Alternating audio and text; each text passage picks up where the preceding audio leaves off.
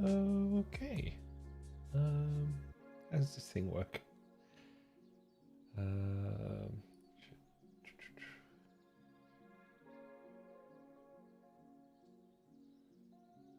I don't know where the link to share the stream is. This is awkward. And YouTube, why you make this so hard? Share. How about that? There it is.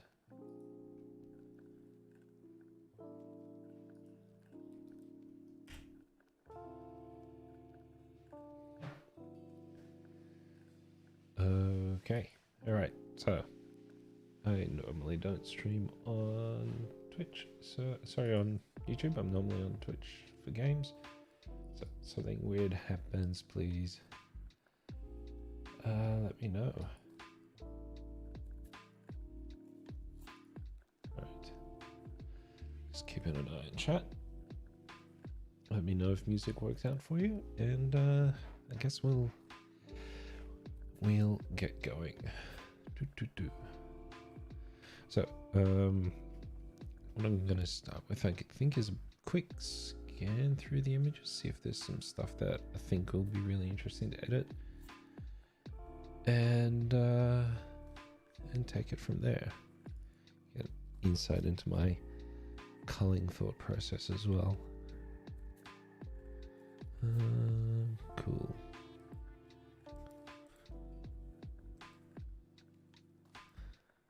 So this is the Three Sisters, a scene from the Echo Point Lookout in Katoomba. We actually weren't planning to stop here yesterday. It's just that we looked out the window and saw the cloud inversion in the valley there and thought, always got to take advantage of cloud inversion. You never quite know when they're going to show up.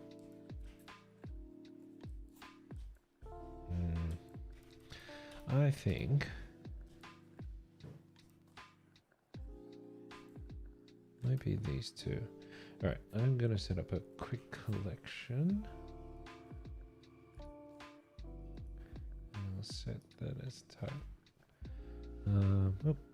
We'll just chuck those in the quick collection. I have apparently 147 images to look at, but we're not gonna, obviously not gonna look at all of them. So I like these two because I've got like this framing of the trees in the foreground as well, sort of like gives it a bit something extra. I think so. I have a general preference, I don't know why, for vertical images, but I think there's just a lot of, it feels like there's a lot of wasted space in this one. And we get a bit more of Mount Solitaire in the background there. Working out of these lookouts is a little difficult, obviously. I wish I could have been just a little lower to the ground so we could minimize this dead space here.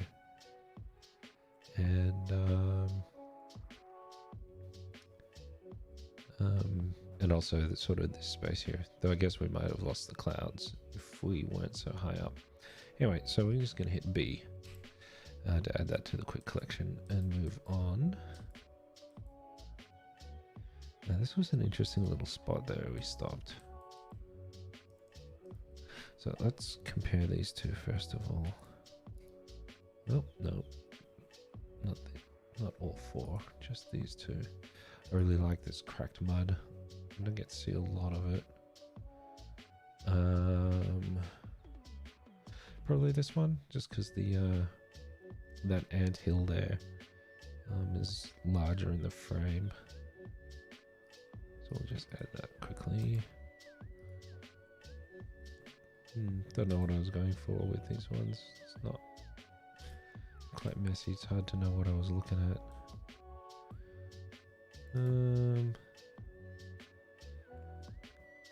Yeah, so I was obviously trying to compose with the trees as well as the ant hill, but it doesn't really quite work out, does it? No, this is wasted space. I don't think any cropping's really going to change that. It's a shame. It's just good composition is definitely about trying to manage all the elements and try to balance out how the frame is filled out. So unfortunately here there's nothing in the sky on this right side.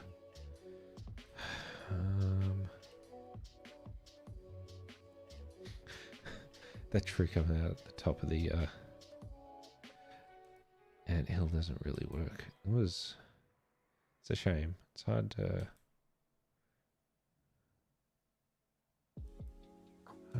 get what you want sometimes.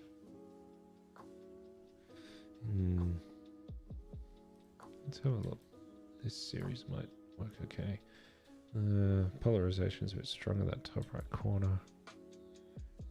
I was playing with, I normally don't have polarizers, but obviously they work pretty good to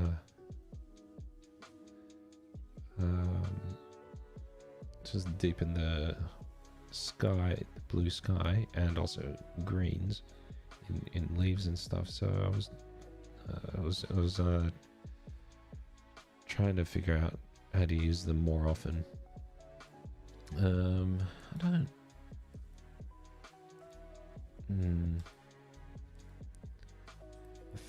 I think this one might be okay. All right, this one, I'll put that on the list. I don't know how we're gonna go with it though.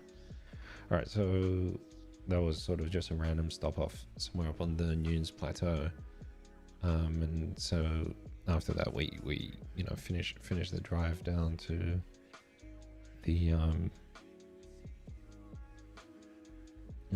parking area for the glowworm tunnel, and there's a bit of a hike from the parking area to the tunnel, so obviously we stopped to take photos on the way there over the walk as well. Maybe we can actually get rid of this. All right.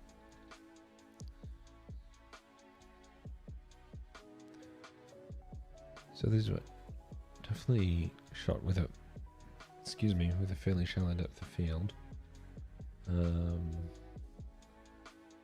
Partly because you kind of don't need to care so much about what's in focus in the distance, but close up to the cameras, definitely something you need to be aware of. So I think on the one on the right has more out of focus than the front, and I will probably be cropping down. Also, the tunnel is more centered in the one on the left, so I think that's the one we're gonna keep. I'll add you.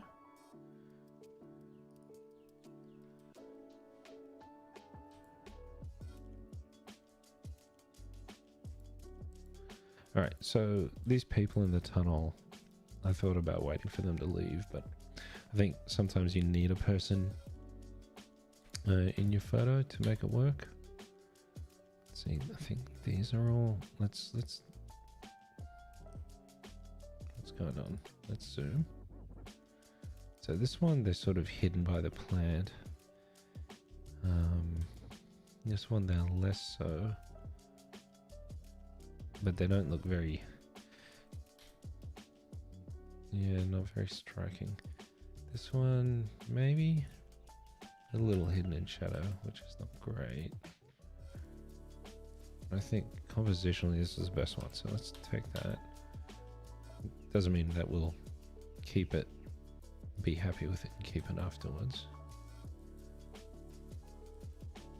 I don't like these branches on the right. I wish there was more green, but don't know if. Yeah, let's keep that one. So I was trying to compose with a bit more depth here, but I think the log ends up being a bit of a distraction. You sort of, your eyes kind of go, oh, what's that? And like it takes a bit of effort to lead you back up through the center.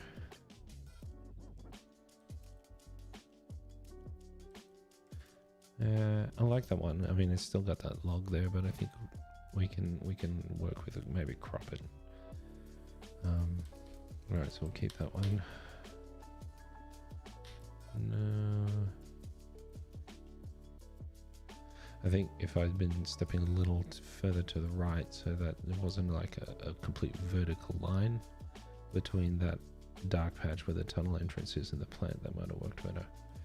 I like this. I remember, at least in camera, there was a bit of a sun star here. I probably should have stopped down a little bit. I think this is too distracting. This one is probably better, so let's keep that one. Okay, so then next batch, let me swap to grid mode here. Grid, thank you. Easy that they have these number 4s. Let me, oh, in the corner, like this one here, this 4. It's because there's a stack, and I was taking 3 exposure HDR stacks, and I've already composited them, so we can we're just going to look at the top one in each stack. So this composition is nice. It'll need a bit of a crop. I think we'll keep that one. This one kind of messy, a lot of things, nothing for your eye to settle on. There is Andrew walking in. I think we'll take that, even if it's just to share with him. Yeah, so one thing that's interesting is, like, you can, did I expand it? Yes. So if I show you a collection of all 4 images together, you can see, so the second, third, and fourth. Second is the nominal main exposure, and then you darken it and you lighten it, and then the, Lightroom can sort of merge them all together so that you've got the full range of light.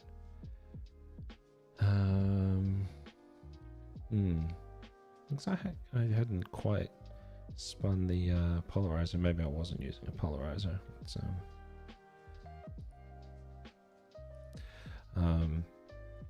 because you can use the polarizer, get rid of the reflection of the trees there. I think it's just a little too like off vertical. I think we'll lose too much if we straighten it.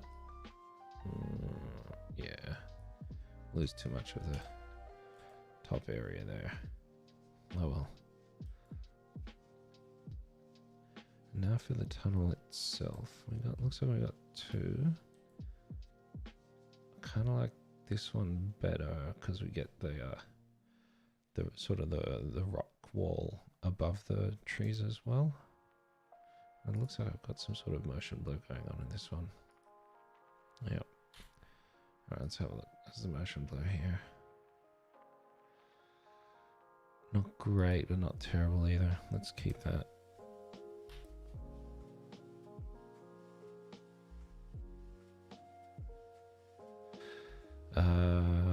Shall I dip the field fail? Like, kind of got focused somewhere in the leaves, but like most of the photos blurred out, not useful. This one's better, but it's this sort of empty space here, which is just messy branches, doesn't work.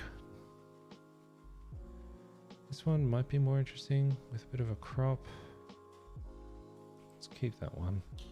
Probably won't survive the cropping.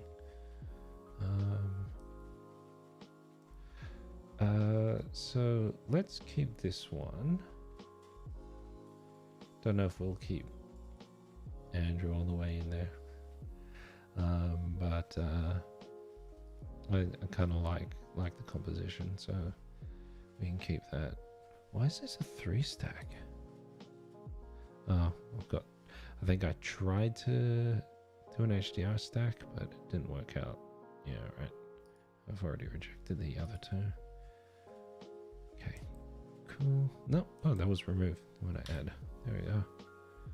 This one is potentially interesting.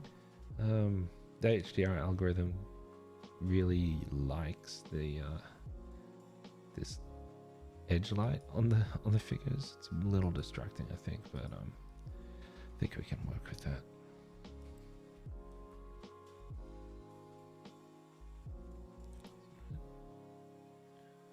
Oh, this is interesting with these people sort of crouched by the river. I think we'll keep that.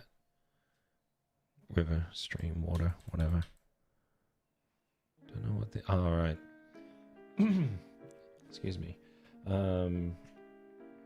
Yeah, so this is... You're going to see a bunch of test shots. I'll try to skip through them as quickly as possible, but these little flecks of light, they are actually the glowworms. It's the same shot, but I think this was like a camera's focus light flashing. No big deal. Alright, this is a bit more interesting. White balance is way out. Just out of curiosity, what if I auto white balance this? Still very green. Doesn't matter. I'm not sure I like the composition. You can only kind of see the glowworms. So they're not a major feature, and I think I've got other ones with this composition, so I'm not stressed too much about it. More interesting. Bit blown out. It was really hard. Like, it was so dark, we had to do light painting, so that you could see anything other than the glowworms. Otherwise, it's just a black thing with blue points, so not so great. Oh yeah, this one's... I mean, this one is interesting. We don't have many glowworms, but I kind of like the composition with the person shining the light to have a look at the rock, so let's keep that. And this one is just a long exposure with... Yeah, no. But again, you can see, like... We'll get something, I'm sure.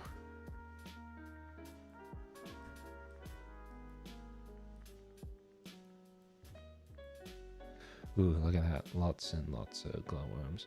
Not enough detail though, like it's like two different pictures almost. So if I bring up the exposure, what happens? Ooh, oh, I kind of like that.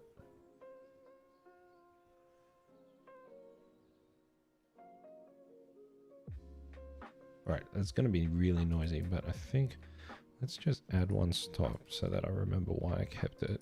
Or maybe two stops, and we'll oh, E, thank you. And we'll just add it to the collection. Come back to it.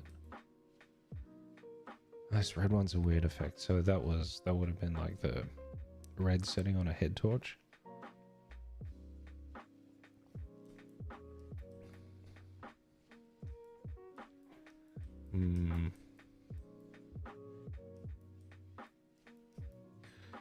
Right.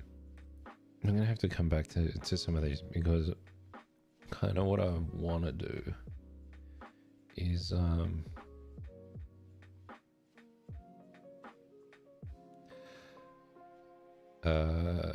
like blend different parts that I want to keep from them into a single image, because like this really dark one, it's got a lot of the glowworms, but that red light I'm not a fan of, right? But and then we could probably keep this lit up tunnel area. I mean, this is like Photoshop stuff that I'm not really good at, so we probably will skip on some of that for now. We'll try to find like a single exposure that works. I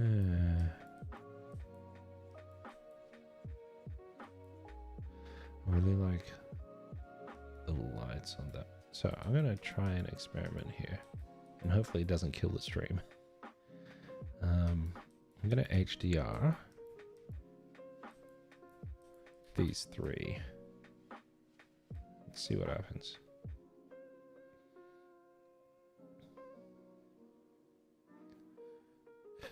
So as I said, like the HDR thing brings up, like it combines all the data together, all the bright patches, and sort of tries to figure out, average is not the right word, but yeah, we can work with this one, I think. So what I'm toggling is the auto settings where Lightroom goes out and it tries to figure out what the right tonal values are. I'm going to turn it off.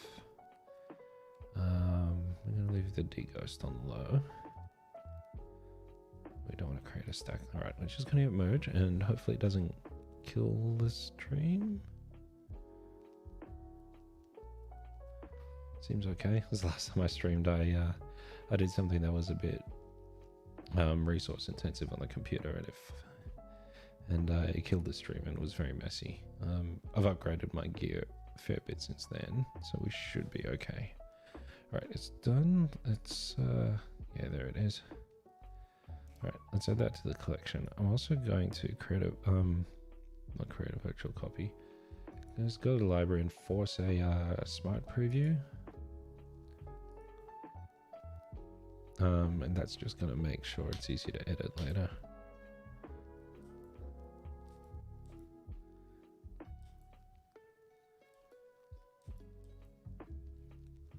Alright.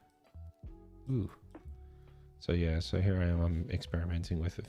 I think we've moved and I'm playing with some different compositions to try to figure things out again.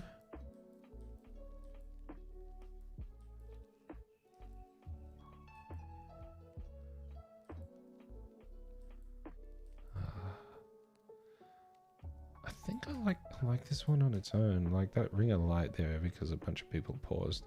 It's kind of interesting. We got some reflections in the light in the water there,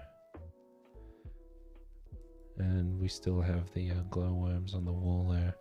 So I think we can just work with that one on its own. There's no point trying to blend it with that one.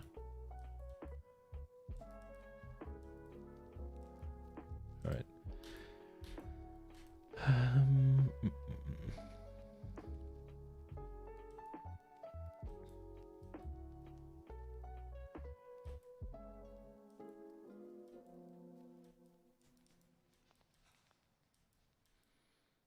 Yeah, we did a whole bunch of attempts with light painting here.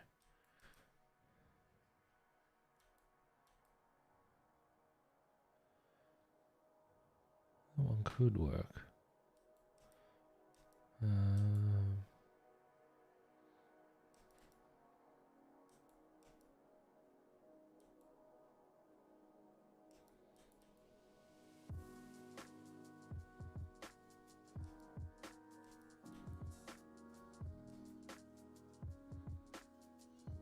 It's going to be a little weird with the dynamic range and trying to paint, like put in a good structure to the image using the light that we've got. Okay, just looking here, it looks like I tried an HDR thing here. Why don't we work with that? Alright, so here's the light at the end of the tunnel, so to speak. Oof. That's an HDR thing. Let's keep that one. I think this is another HDR. I like the idea, so let's keep that. This is at the other end of the tunnel. This rock was kind of interesting. Let's keep that one. Yeah, I'm sort of just skipping over compositions that I don't think worked out. So there's a little waterfall, but I think it's too small. You kind of don't notice it's there. We could try to adjust it. Let's keep it. I don't think it'll work, but I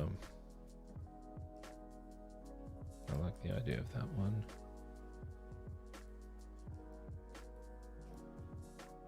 Let's keep that one.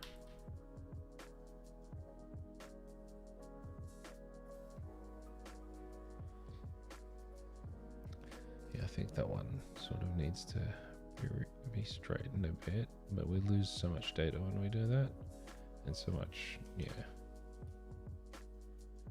No.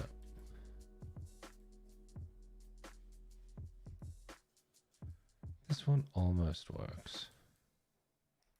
Let's keep that one. What's going on here? Mess. Nothing specific to look at. Alright, and out to the valley. There was this. I don't think there's a photo, like a nice image to be had here, particularly because it's off in the haze and we got these trees in front. We'll keep it and try. But yeah, it is what it is.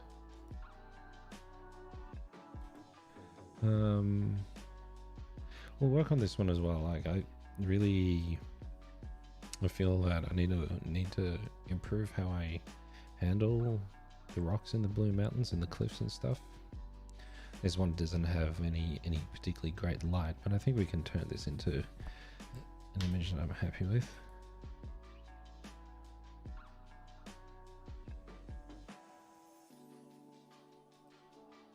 Sorry, I was supposed to hide those side tabs. What if does that... Oh. I wonder if that... I have no idea how this works with OBS and the streamer when it's capturing, but hopefully everything will appear a bit darker right now, except for the photo. Maybe this helps. I mean, you can see that I really prefer to shoot like portrait orientation, even for landscapes. I prefer looking at landscapes like that because your eye sort of travels vertically. I think that I tend to look at these images from the bottom up. And I don't like the horizontal travel of my gaze through an image a lot of the time. Something I need to work on, maybe compositionally. I don't know if there's anything exciting about the way I've composed this scene. We're almost at the end, actually. So this is a one-way tunnel that you have to drive through to get to the parking area. It's not very long, but you imagine that having to reverse out. If you meet someone coming the other way, is a bit of a harrowing experience. I don't like what's up top there, but that sort of becomes, so this becomes empty space. This rock face above the door, above the tunnel entrance. Yeah, maybe this one is better. Here's a horizontal one. Foreground focus is out, but I kinda don't care because like I don't really expect the viewer to spend a lot of time on that. This is different. I kinda like both. Let's go with both. Nah. Alright. This one was this cloud was epic, but it's kinda hard to see at this focal length of this scale. This is like actually quite a wide image. This one's got a lot of wasted space. We'll keep both and we'll see how they turn out in the crops. Okay. So let's look at our quick collection. 35. All right, I'm gonna save this quick collection actually. So I forget yesterday was the 23rd. I have a naming 20, 21, 10, 23, Newnes. Now, where is this collection gone? Newnes. We can put it under trips. Yeah. So I'm just gonna drag this into my trips folder. What I'm actually gonna do is I'm gonna make a virtual copy because some of these I might want to come back later and blend the originals in Photoshop and some other editing, so don't want to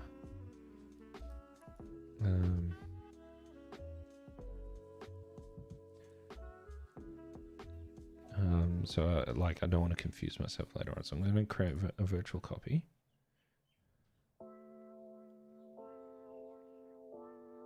And now all the virtual copies are called copy one, so we'll leave it copy one. But the thing is, now I want to get rid of remove from this collection anything that is the original copy. So think under text, if I go copy name and I say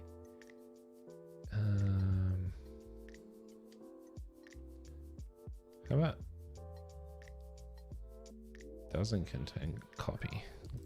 I'd like to have empty as a field, so we get rid of these and then we remove that filter. Boom. All right, and these are all, yeah, you got the little page that indicates it's a virtual copy. All right, so let us get started. I don't know how many we're going to get through, but I'll go in order again, just partly because I need to settle in. Now, this already looks a bit yellow, and that's partly because I had set the camera to shady white balance. I'm gonna start with daylight as sort of a base, and that makes everything a bit bluer, which is fine. I wonder if we grab this, use the eyedropper tool to say that this cloud should be neutral white. I kind of like this coloring. Okay, now the way I like to approach editing, particularly with landscape, is to find sort of a balanced exposure overall that I'm happy with, and then we can go and style it. So I'm gonna, I think, like looking at the histogram, everything is kind of fine. Maybe we can bring the whites up a bit. That's a lot. And then, but if we bring the highlights back, interestingly, oh yeah, that kind of works. And we're sort of working, this is for overall exposure, and we'll be tweaking the we'll be using selective masks to sort of play with the individual areas as well. So that's fine. I'm going to bring up the shadows a little bit so that we can actually see detail on the Three Sisters rock formation there. We'll get into that a bit more as well. Okay, that's looking good for a start. I'm gonna just straighten it a little bit. Let's have a look if auto angle works. Kind of don't think it does, right? I'm sort of gonna say that that's the horizon up there, and we want that to be straight. So if we just sort of straighten it like that. So I feel like it's sort of tilting down to the right a little bit, even if that's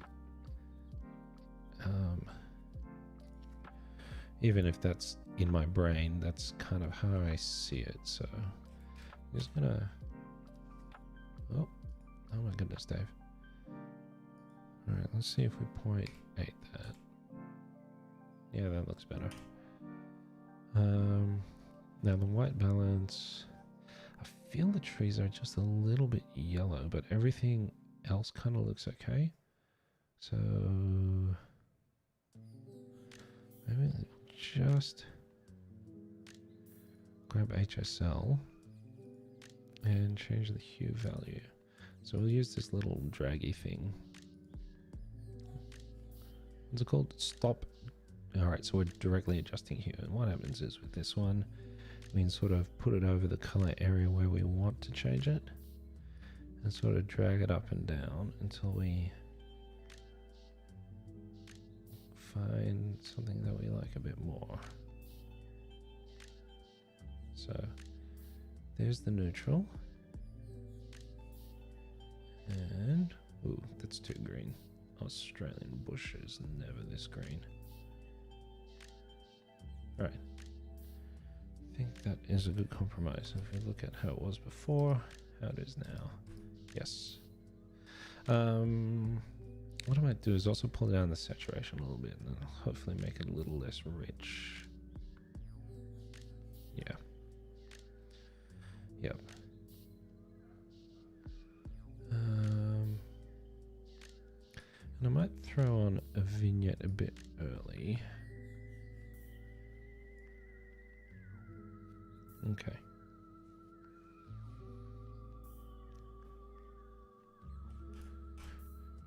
Alright, so let's deal with this really dark area here. Use a radial filter.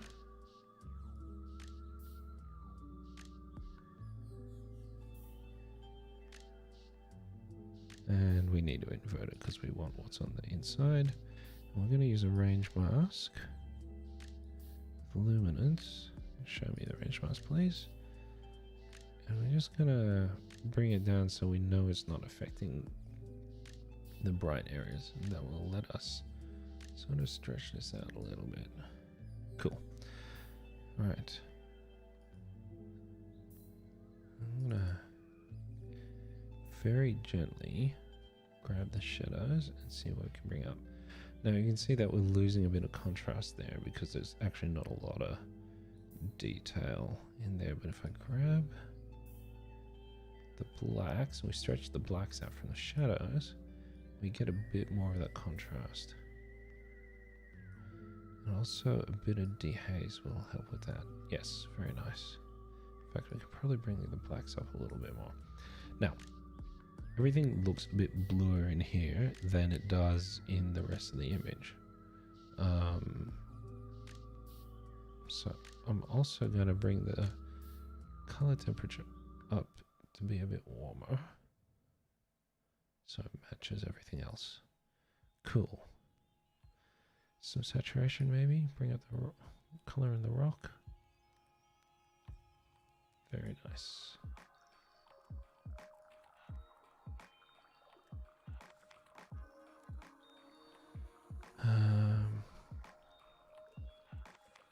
Yeah, okay. I mean, compositionally, as I said, it's not the best thing I could have done, but we'll take it. Well, sorry, it's not what I would have liked, but I think I would have needed a drone to get any better.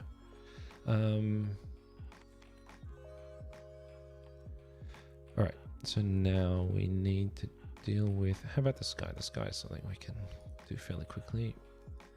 Use a grad filter, reset it, bring the exposure down a tiny bit, bring the highlights down even further.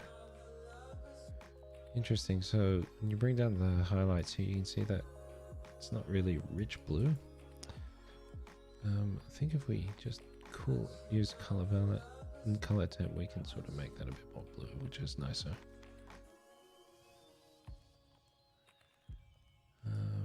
Right. I wonder if we do that same trick. We brighten the whites, bring down the highlights just a little bit. I think that's a bit more pleasing.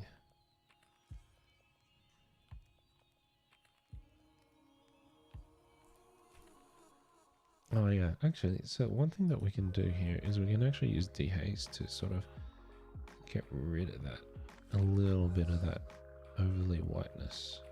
Now you can add some weird artifacts if you go crazy, right? So we definitely don't want to do that. Just nudge it back a bit. It's a bit too cyan. Bring back the saturation a little. Nice.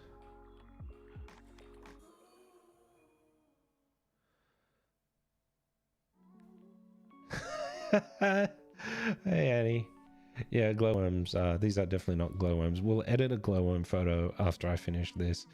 I was saying before, the story behind stopping at Echo Point on the way to the glowworms was actually because we saw this cloud inversion out of the corner of our eye as we were driving past. But we'll get to that shortly. All right, so we've got the clouds here in the valley, but like we've also got this haze. Now haze is normal. If we get rid of it, it'll actually make the image look a bit weird, but I think we can maybe take the edge off it a little bit. We'll use this guy. I'm going to reduce the flow on it just so that it forces us to cover the like brush the area a few times to get full coverage. Now I'm going to use a bit of dehaze and a bit of excuse me, contrast, I think, just to see if we can take that edge off and just brush carefully, and it becomes a bit of a subtle game.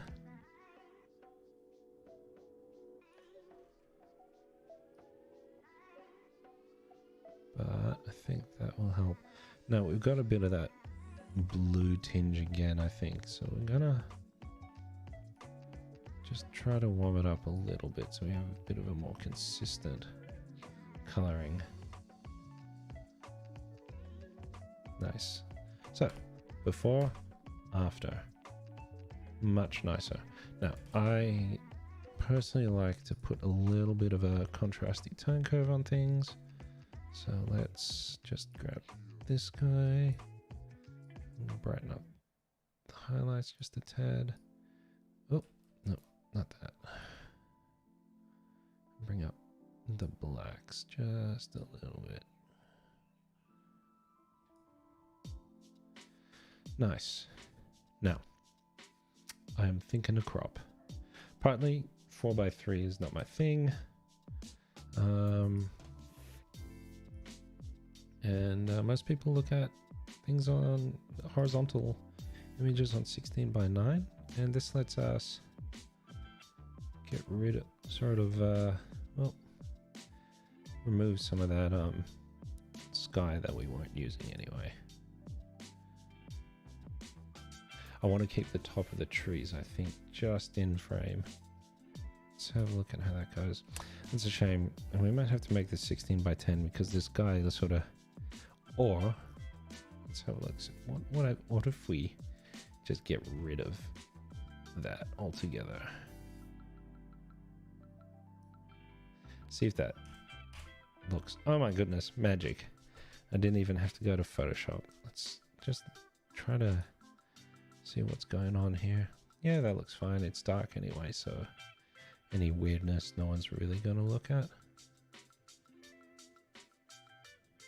And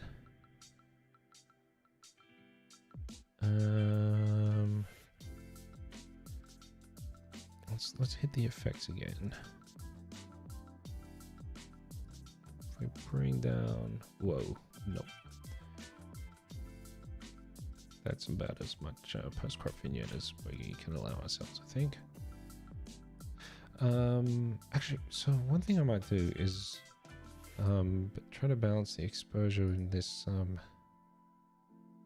area here just by bringing down the exposure a little bit, so because we want to de-emphasize it. Looks like it's gonna have to be the blacks, maybe the shadows. Yeah, there we go. All right, not stellar, but I don't mind it. I'm going to give it a 2-star because I might come back to it later. All right, we wanted glowworms. Annie, you better still be there because we're skipping a whole bunch of other nice photos, including ferns. All right, so we're going to skip the ferns because you're so obsessed with the glowworms.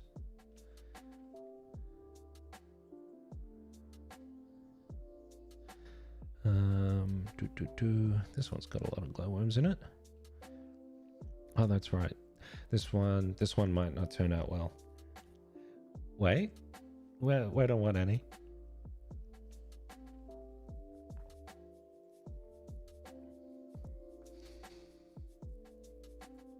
I'm waiting.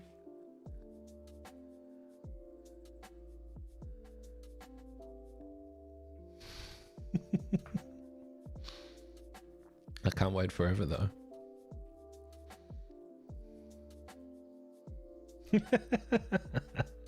Can I go back to the order I was working in, or do we want to focus on Wow, there's actually a lot of noise in this one. This one will be a bit hard to work on. How about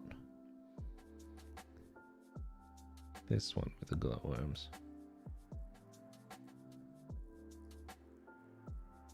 Or this one? Maybe this one. All right. All right. So this one's going to be a bit challenging because it's mostly dark, and the dark areas, when we bring them up, will highlight a lot of the low light noise in there. But we'll see what we can do. Bring it up.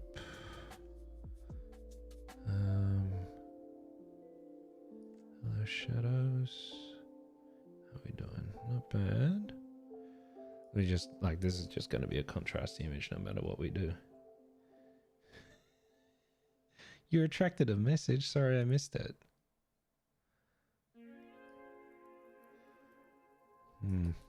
So, I mean, this bright ring is kind of a distraction, but I mean, let's work with what we got here. I'm thinking we should crop first this time, like 4x5. Don't like Instagram, but they definitely taught me to appreciate 4x5. Cool. I don't think this really has a lot to do, right? So we've got a whole bunch of leading lines and a very obvious focal point. The hard thing is going to be to highlight to the viewer that they should also be looking at the glowworms on the right. Actually, full disclosure, I don't think the glowworms make for a particularly interesting image. I think that, you know, people should go down and appreciate. They live in a very fragile habitat. So going down and knowing that they're there and appreciating them, I think is important. But I don't think they make for good photography. Okay, rant over. So what I want to do is figure out a way to call attention to the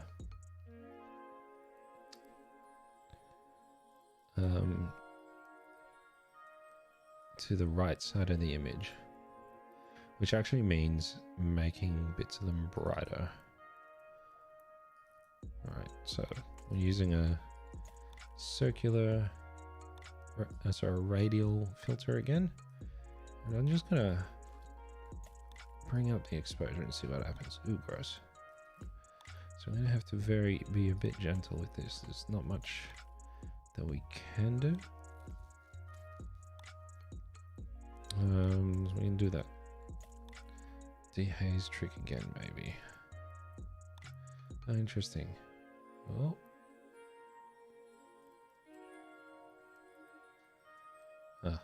I just noticed something that I thought was the dehaze tool at work, but it wasn't. It was just something I hadn't noticed before. I still think that we're going to have to bring that back down. Maybe bring the blacks down as a counter. Ooh, bit strong. There we go. Oh, there we go. Nice. Okay, think that works.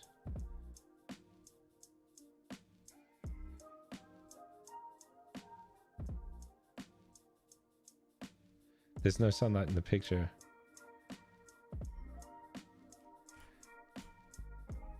That is just people with their torches stopping to have a look. I think we'll want to do a little brush tool here in the bottom left to sort of remind people that, you know, you're walking along this path. So what I'm going to use there is we're going to use the brush tool, and we're going to bring up the whites and the shadows. And what that'll do is the whites will hopefully catch the shiny highlights, and the shadows will sort of just bring up the individual, you know, the slightly darker bits, but leave the blacks alone. Oh, what happened there? Yes. I'm getting a bit of a red tinge here. I think there's a problem with too many shadows. There we go. Interesting. All right. So yeah, let's drop the blacks to counter that shadow thing a little bit. That's nice.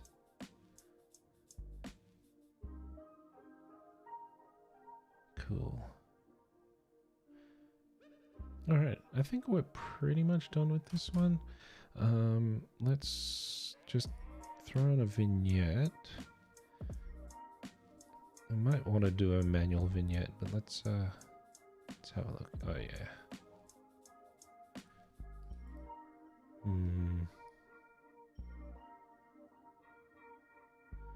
Right, how about we do this just to take the edges off? And then we'll use a radial filter to do a manual vignette because we have this actual natural roundness in this composition.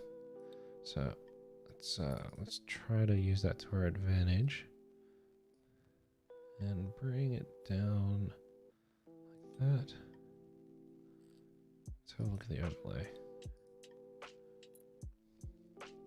If we bring the highlights down a bit, there we go. Right, let's try my tone curve again. It's gonna have to be a bit interesting because it's already a pretty high contrast image. Right, let's disable that, see what it did. Yeah, I like that.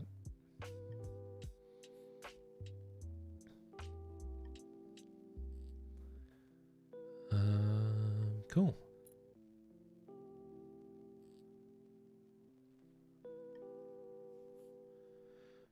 Might grab that effect here and create a new one. Sort of do the same along here. It's really subtle, but I think it will help. Yeah, cool. So if we wait, what?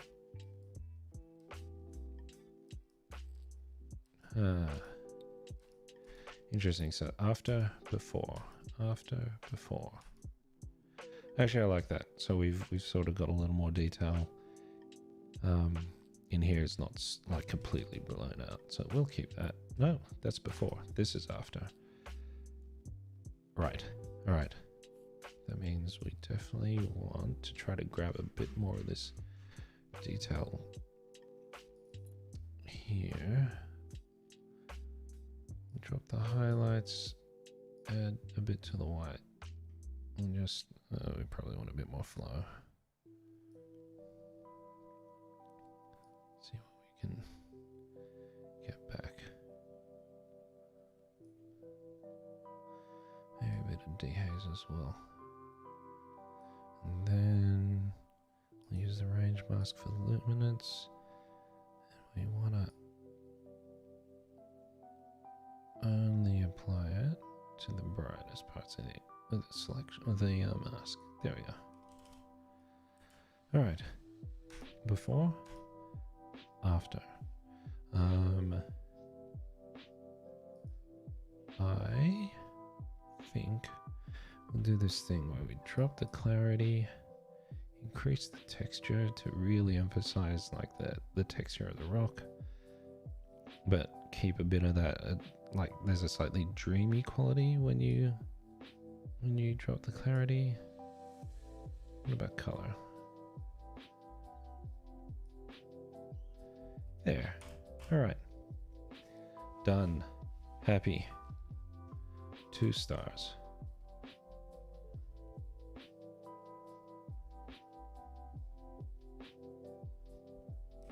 All right. I like it. Let's find some ferns.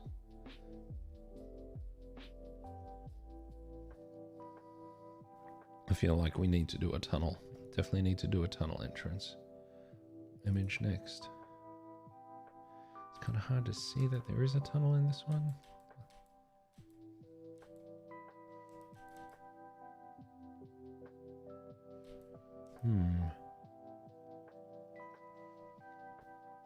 All right, let's try this. All right, so the first thing I think that we need to do here is see if we get more detail in the tunnel, which means radial filter.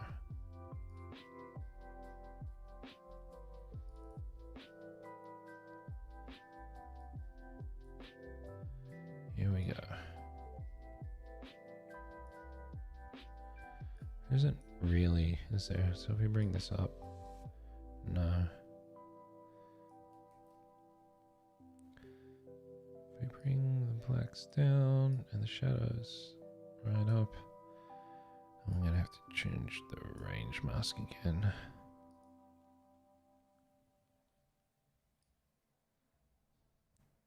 Oh.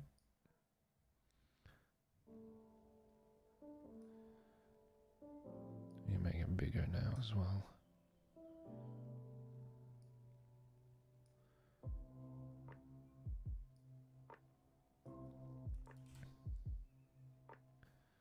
All right. Grab you again. Maybe. All right. There we go. Get rid of them.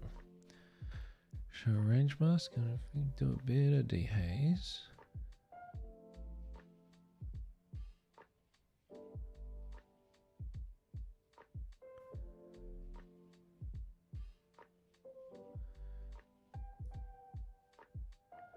I feel that we have that thing again where it's all a little, just a little bit too blue in there. So that could actually be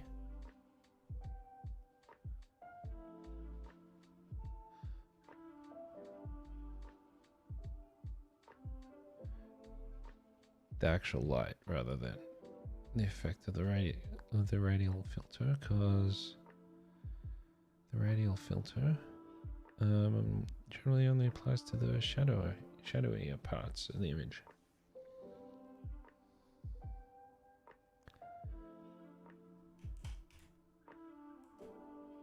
Yeah, I think it's the lack of sunlight that's making that blue or super blue. I think we need to desat. Oh, hang on.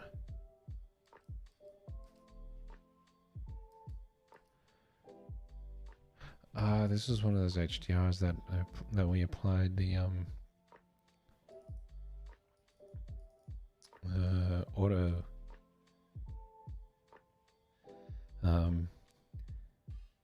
the fern hole. With the kerning on my screen, that looks like the fem hole, Annie. That's very different. Thought. Yeah, okay, so this is alright. I think we didn't need that saturation, but we still needed the vibrance. I'm gonna do my clarity texture thing. And add a vignette. I don't know exactly how the vignette algorithm works. I'm not always a fan of it. Sometimes it's better just to do one yourself.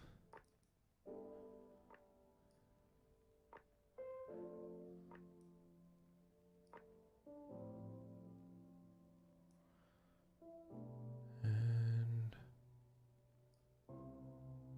there. Nice.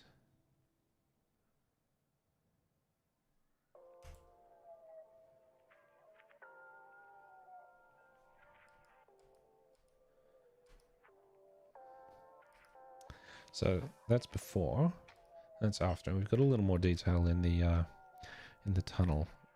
This looks pretty noisy down here. I don't know if there's much I can do about it. Let's go to detail. And grab this bit. See if we can get some noise reduction going. Oh, one thing that I like to do is to change the masking on the sharpness so it only sharpens like the most blatant important edges in the scene, so everything else is sort of a little softer.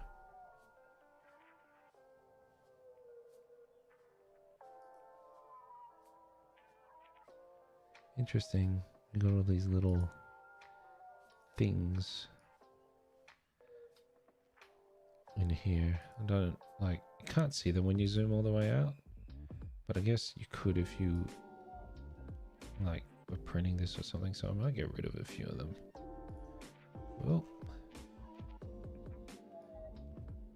there we go.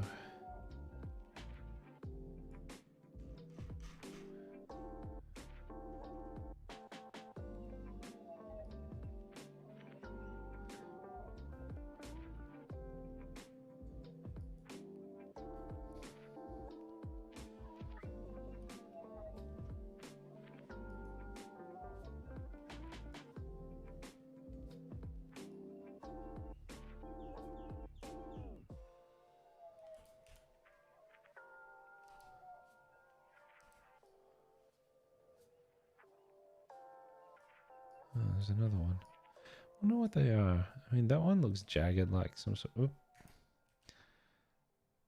That one, yeah, it looks jagged like some sort of like long distance, like long exposure thing. But the exposure on this wouldn't have been too long. Otherwise, the leaves would have been. Oh, come on. What's going on, computer?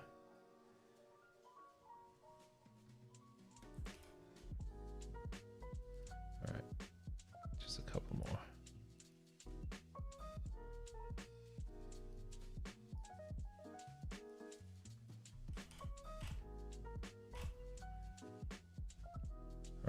You cannot grab every one of those. It's just not possible. But you get the worst offenders and everything's all right.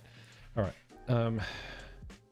So this really bright patch is sort of a distraction, I think, on the left-hand side. So I'm just going to try to take the edge off it.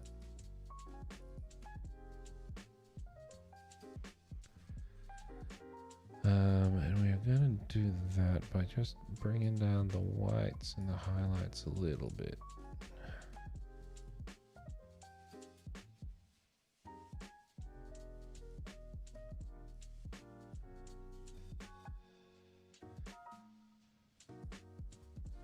I do it down this side as well. Like, you can't get rid of it, right? You can't lie. Computer won't let you do that without a full replacement. But if you just take the edge off a little bit, I think that works.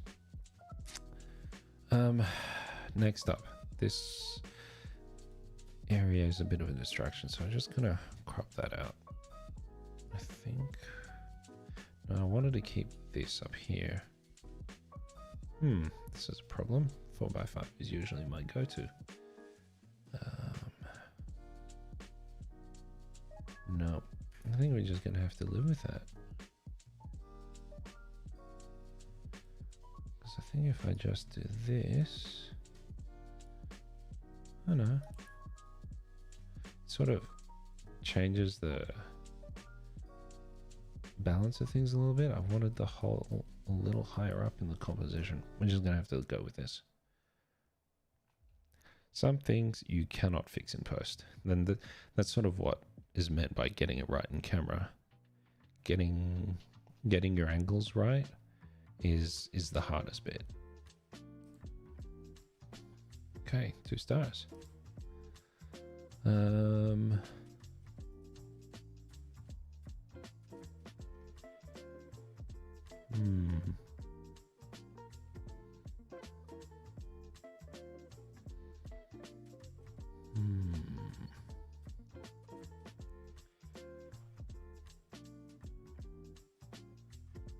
Let's do another glow worms one, hey?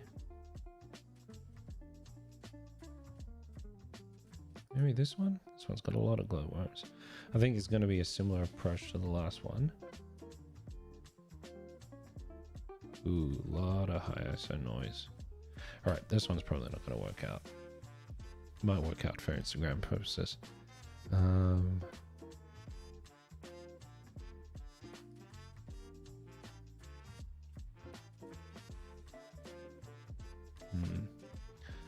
So I'm just playing with this color noise reduction slider. It's not going to get everything. Didn't get up close frisking, partly because yeah, it's not my thing. But I don't think they're actual worms, at least not in these caves. I think they're little winged insects. The worms might be like their larvae or something, but let's do a quick look, shall we? Well, glow worms. There you go. Various groups of insect larvae and adult liverform females that glow through bioluminescence. There you are.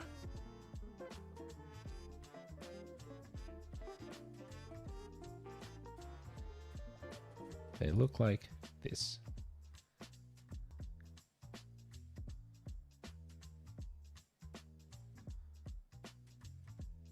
And yeah, they just sit on the rock.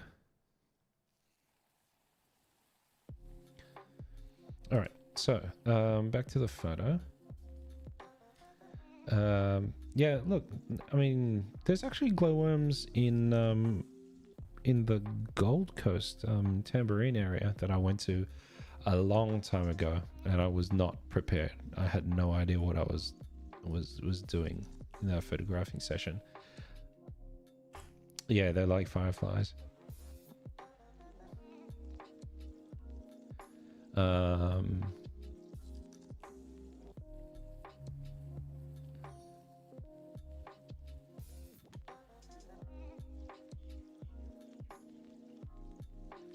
Yeah, I'm trying to remember where, but like I remember it was dark. I went late, you know, because one, it doesn't matter whether or not it's light outside to see glowworms, and two, you know, and I'd spent the day sort of driving around the Gold Coast hinterland looking for things to photograph. Anyway, I was not prepared. I did not know how to photograph on the inside. It was a very long time ago now. Almost 10 years, I guess. But that was the night. Literally, I came up out of there pretty a little disappointed. Was packing up my camera into the car, and I happened to look up, and it was a beautiful clear night. It was the first night that I ended up photographing the Milky Way. So, bit of a trade-off.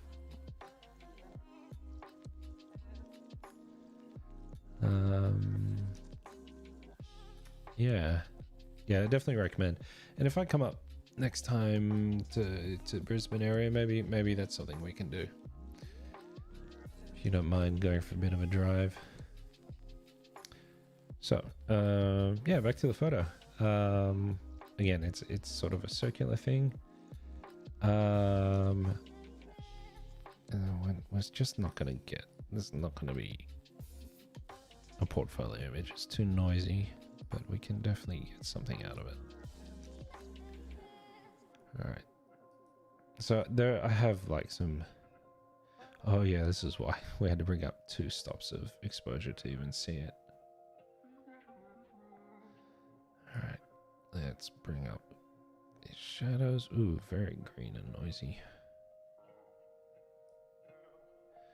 This is not going to be the best shot. I'm not sure there's much we can actually do. I'm going to try a different brushing technique, I think. I'm going to bring up the whites and the shadows again. Drop the blacks. Increase the contrast.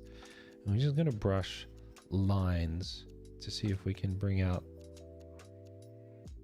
some directionality to guide the viewer's eyes into the middle a bit more.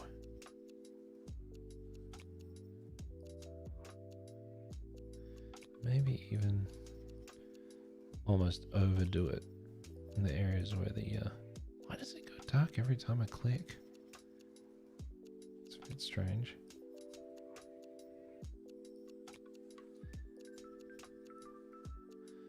Alright, let's have a look. Show selected mask area.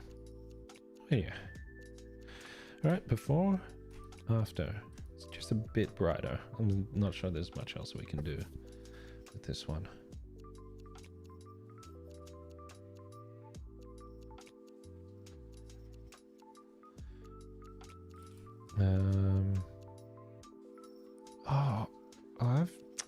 Alright, give me a second. I need to go back and apply lens corrections across all of this. This is a bit annoying. When I moved like I've moved computers and stuff, so some of my automations have not been applied, and normally what I do is I apply profile corrections across every image as I import it, so I don't need to think about it. So yeah, they do look like their own little Milky Way along the top of the cave. It is pretty cool, and I guess you need to take some of those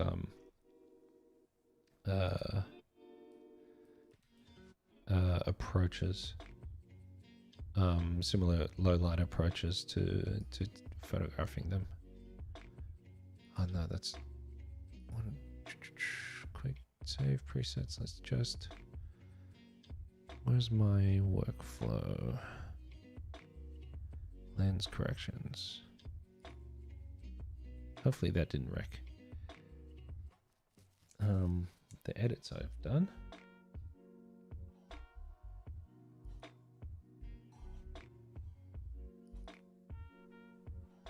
Let's have a quick look at this one we've already done. I think this is right. Yeah. Cool. Yeah, the lens corrections have an effect on the distortion at the edge of the image, where like the edge of the lens is, there's going to be a bit more distortion. And also there's vignetting as well, so like this sort of evens out the tone based on that, and that's just like digital information because it's consistent to every lens that the manufacturer provides. Camera is supposed to embed that as well, so that's a bit frustrating. Anyway, so yeah, before I moved computers, this was a default thing that I had set up in Lightroom preferences. Why don't we go and try to figure out how we did that again? Edit, preferences.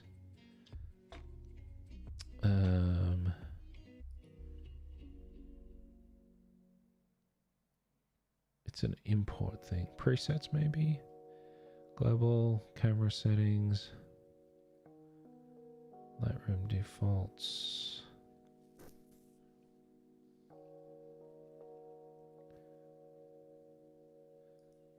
File handling, interface.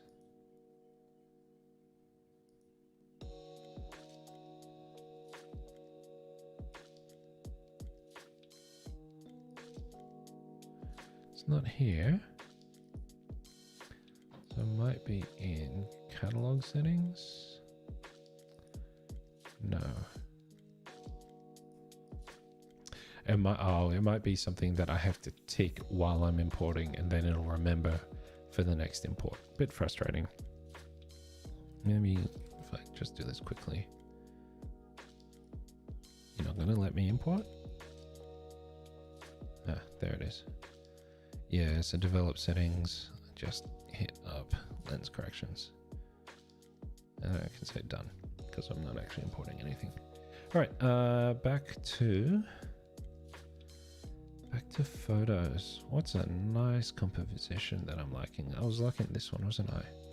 All right, let's have a look. White balance. Let's hit daylight. This is daylight. How about auto? Bit too magenta, but I kind of like the state of no. All right, we're just gonna have to do this manually. I think we need to cool it down a little. Put a bit more blue. There we go. Maybe bring the magenta back as well. Very green, but that's okay.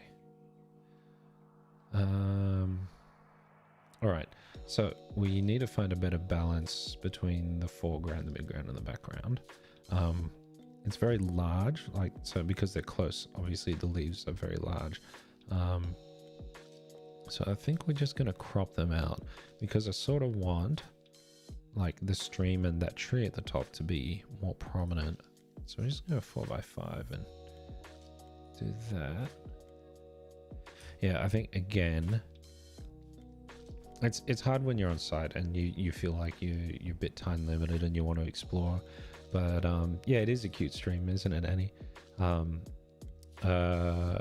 think that, yeah, when you're on site and you're looking around for photos, you might not stop and and consider your composition as much as you might want to. Particularly if you're on a trail that you're sharing with other people, you're walking around with somebody else.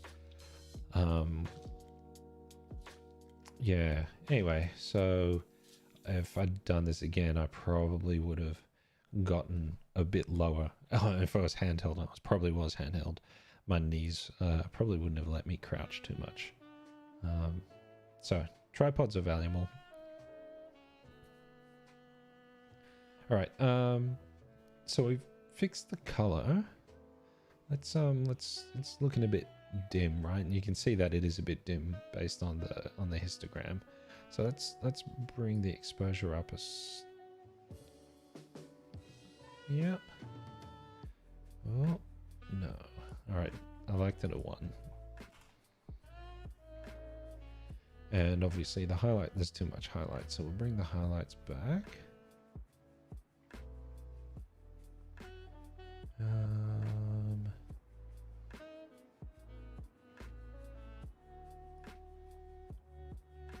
This dark patch here is a bit distracting as well, so that's probably the first local edit that we'll do. I might have to bring the exposure back. 0.7, yeah. No, we'll fix it. We'll fix this with the tone curve in a sec.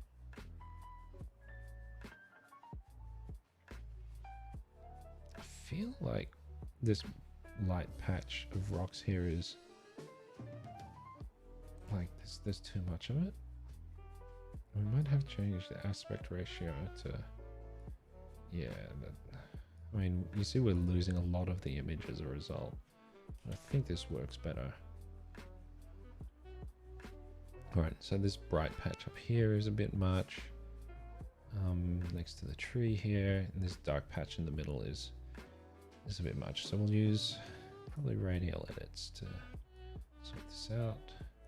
I'm gonna invert that, reset the actual effect, and just gently bring back exposure. Nice. And then we will make a new one, and we will figure out how to go in here.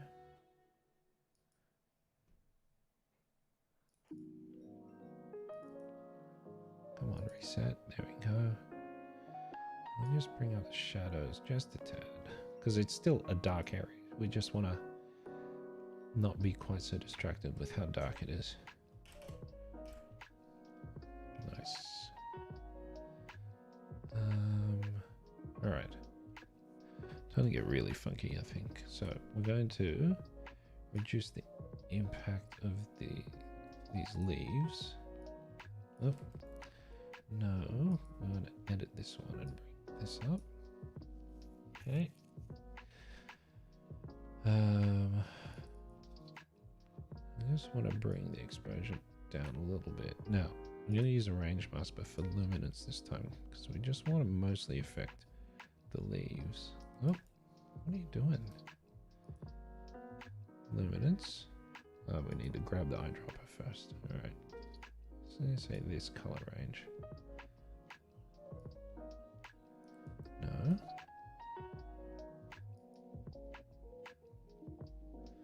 Come on, luminance mask, help me out here. All right.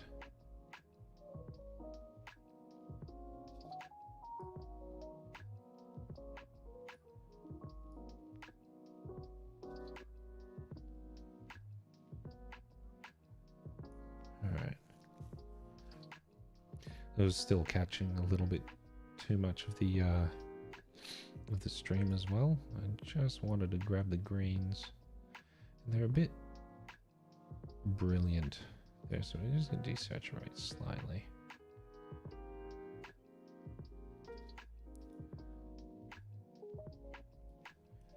Cool.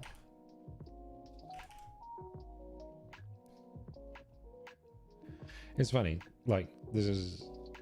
I respect this machine mostly for gaming, but also because Lightroom was being a bit slow, and like now that I'm adding more and more masks to this image, where I'm running into the same problem again.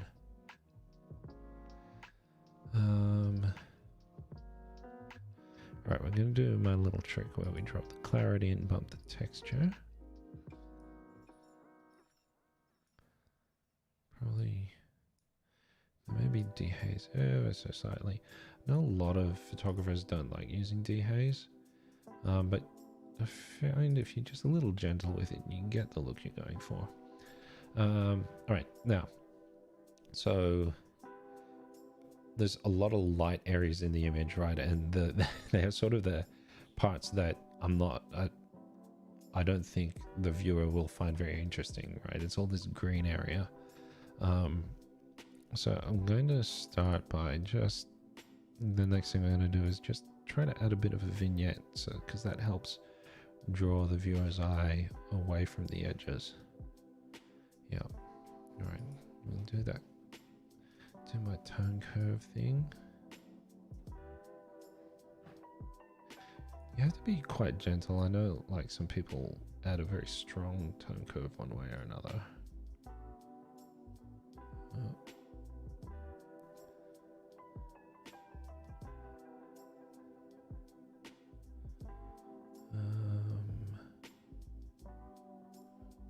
Alright, that looks good. Now it's all starting to look a bit dim again, so maybe we can add a bit more exposure. Yeah.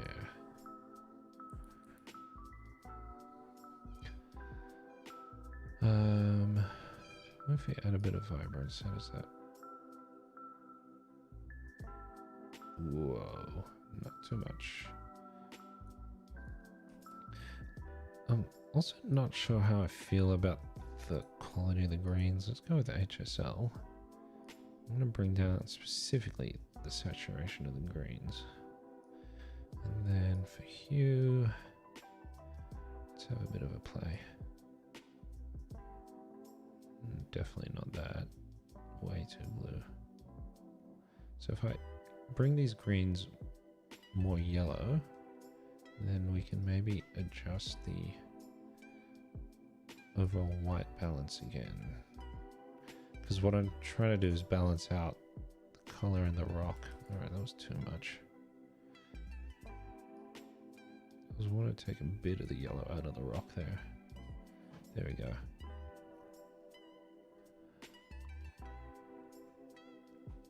Yeah, we went for the glow worms, but as I said before, like I don't think they photographed particularly well, so I was very happy to see that there was some nice forest to take photos of. All right, I think we're almost there.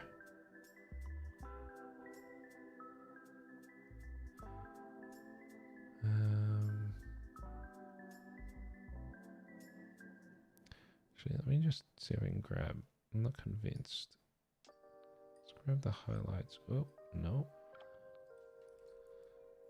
Alright, bring the highlights up a bit and the whites up.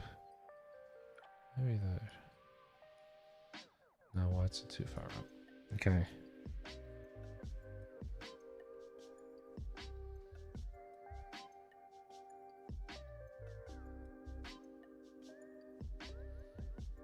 What's going up in the top left? I put something. Oh no, it was still this. This one is still a bit much. Compared to that, I might actually. Oh, is it my post-crop vignette? Kinda is. It's a bit strong. That's what's going on. Shooting in under trees is a bit difficult because you get these really bright highlights and these really deep shadows, and managing them can be a bit tough. But I'm liking this. So this is before, this is after. There's something about the contrast in the before that I feel like I'm missing now.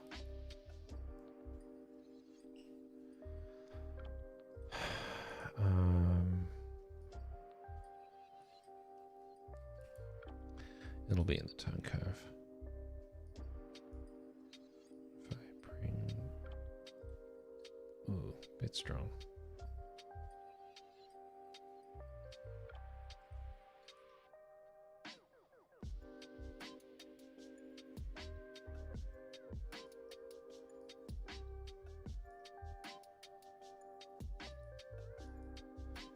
Yeah, okay.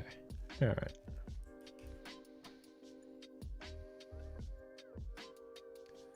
What about this corner in the top right? Can I maybe just duplicate this?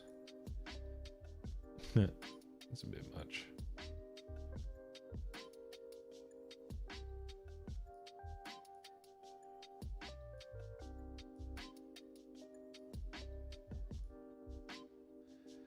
It's really obvious. Having done that way.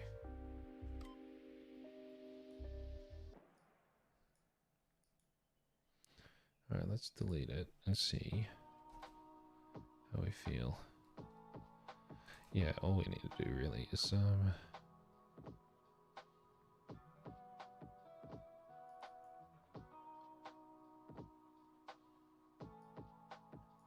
yeah, I think we just need to apply a range mask and make it apply only to the lighter bits. There we go.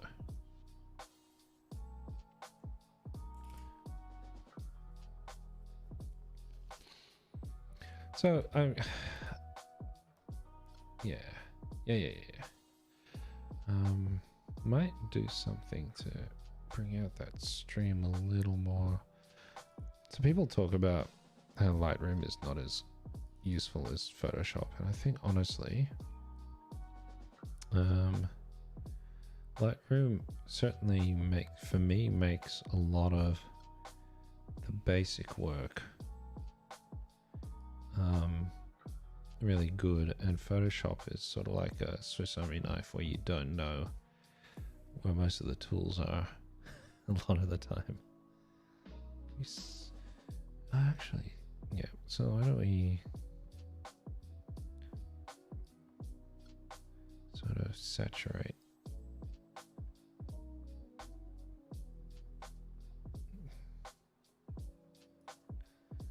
Cool.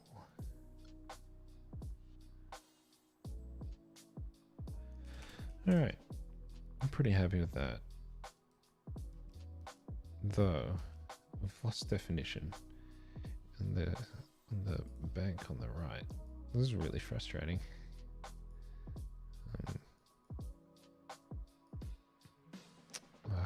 Invert, please. Thank you.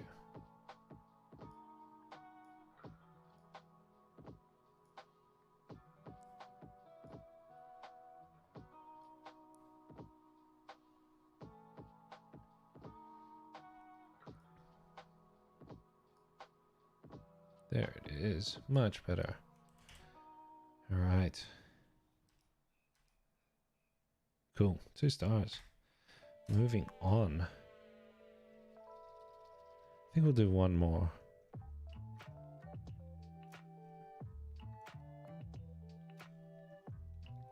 See what we can do with this guy. All right. This has to be a 4x5.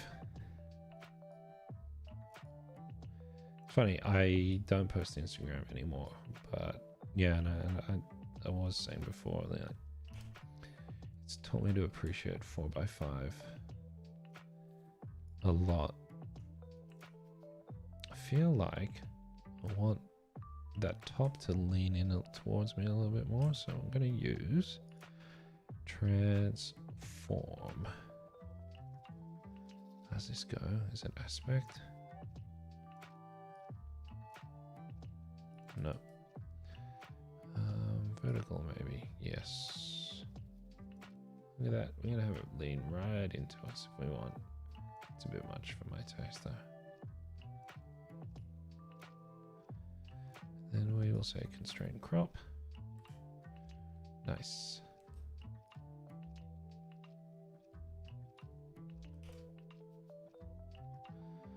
All right. Bit of exposure. Fix the tone curve.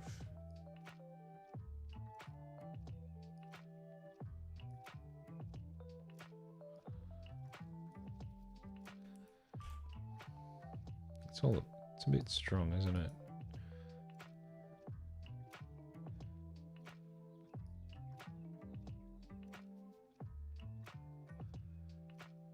think, you know, we're just gonna reset it.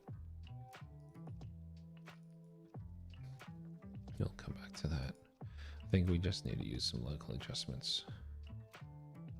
It's brighter at the bottom than it is at the top. It's a bit uneven. Oh, first of all, let's just check lens corrections are now added. Perfect. So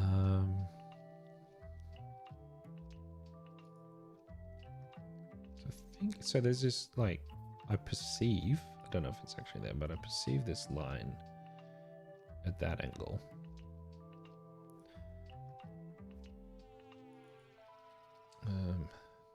That, yeah, there we go. If we just stretch that out a bit.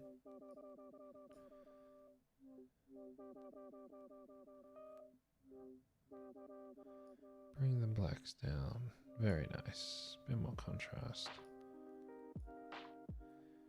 And dehaze.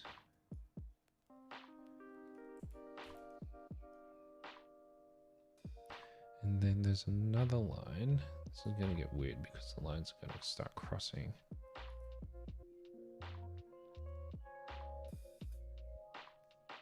Kind of this way.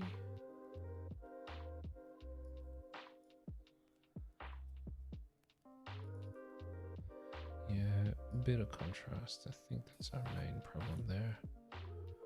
A bit more dehaze.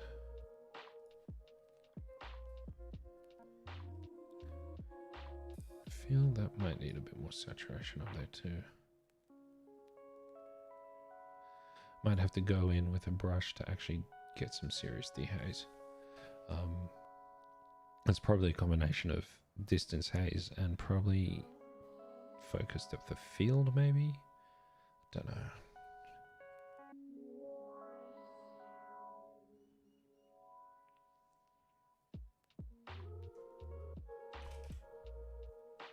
The colours are very muted, but that is actually the colours of the Australian bush and the Blue Mountains. It's something I struggle with when I'm you know, shooting and processing images up there, is that it is by its nature not a you know, very colourful and saturated area for the most part. So the key is actually not to fight that. You have to sort of lean into it a bit more.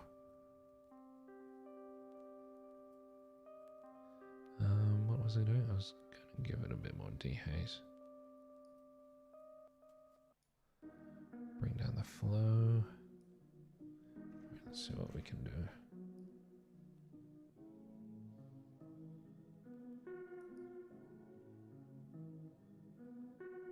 Yeah. I mean, I think there's just the focus is a bit soft there as well. So you can never fix bad focus in post. I know there are some AI tools that purport to, but ultimately, focus is definitely one of those things that you like, that you lock in when you hit the shutter button.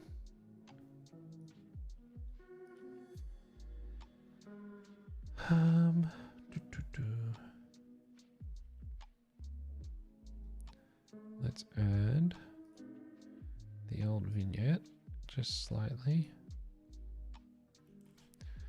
And then back to basic, let's give us a little more vibrance. Ooh, a bit too much. Looking at the sky. The sky's a good proxy for how much vibrance and saturation you need to add. So you're going to add a bit of vibrance and maybe pull back the saturation a little bit.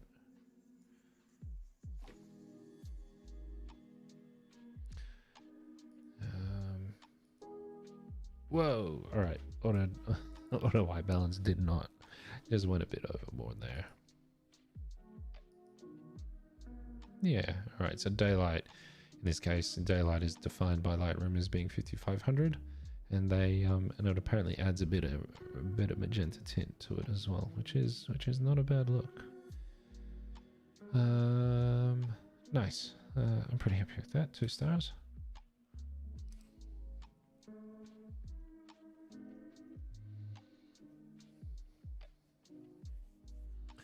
let's I think that's the last image. Let's have a quick look at the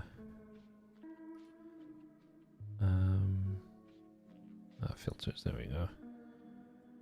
Rated.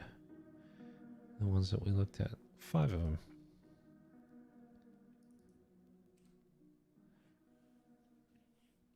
So there's our image from Echo Point with the...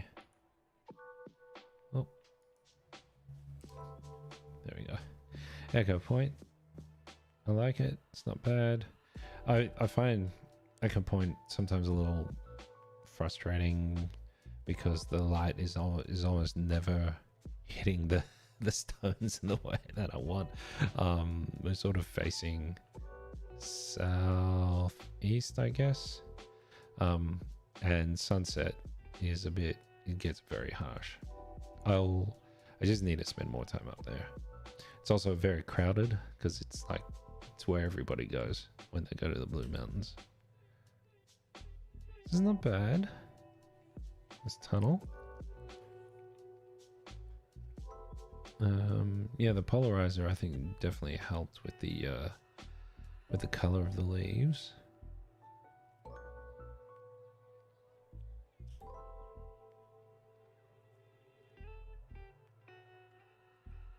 That's nice. It's almost like a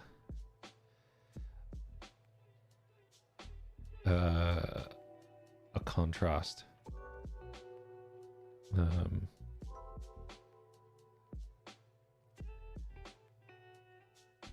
There's a bit of lag, Annie. Which image are we talking about?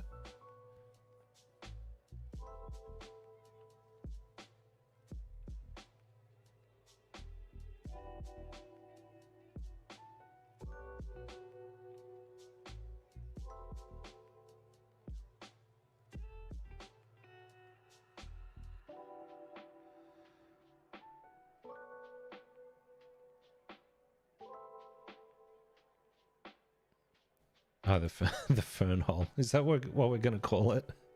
Yeah, I think I think the greens of the ferns in shade, they're a little too green for me. A little bit on the blue side, but I don't want to mess with it too much. But I really like the composition.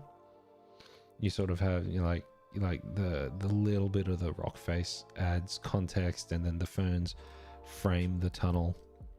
I really like this. I think it needs something. I should probably have had somebody walking into the tunnel, maybe. That's definitely my feeling on that.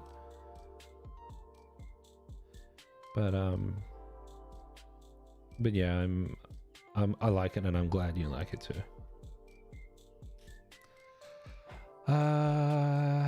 Yeah. So this one I do like. I think we've got some really interesting compositional elements. You have the walkway on the left, and we have the reflections in the stream on the right, and there's an interesting thematic contrast, a juxtaposition between the human lights, and then which are very bright and almost burning, against the somewhat muted fireflies, glowworms on the right. So I'm liking that one more and more. This one is quite nice too. I think there's a few things together. That fallen tree is a bit of a distraction, but I also think a lot of landscape and woodland photographers talk about chaos in woodland compositions. I don't like that word, because to me chaos implies motion, and there's very little motion in forest photos. I think of it more as messy. But I think sometimes you do sort of have to embrace the messiness a little bit. and it's sort of you know, it's a record of what it was like there when you took the image. So I think overall I'm pretty happy with this. And finally, this cliff face, relatively straightforward composition. I definitely want to develop the way I investigate and think about the rocks in the Blue Mountains. So I deliberately took this image because I wanted to work on the edit. You know, this is not an Instagram would be completely bored of this image, but I like it. If drones were allowed and I'd had one, I probably would have flown up a little bit so that I could get that top, like the top part of the rock more prominent. But I'm pretty happy with this. Cool. All right. Well, that is that for this editing session. How long have we been at it? Hour and 41. I think that's good enough. I'm gonna chuck these up on Flickr. I really should put together a proper like OBS scene with links and stuff. But if you look up Waxwing's photo on Twitter, that's me. Or look me up on Flickr and or waxwingsphoto.com and all the links are on there. Anyway, thank you for watching. Hope you found this enjoyable or informative, and maybe I'll do another one of these soon. I kind of enjoy doing the edit with the potential of some company. Particularly thanks to you, Annie. I do appreciate you in chat. Anyway, I will catch you all later.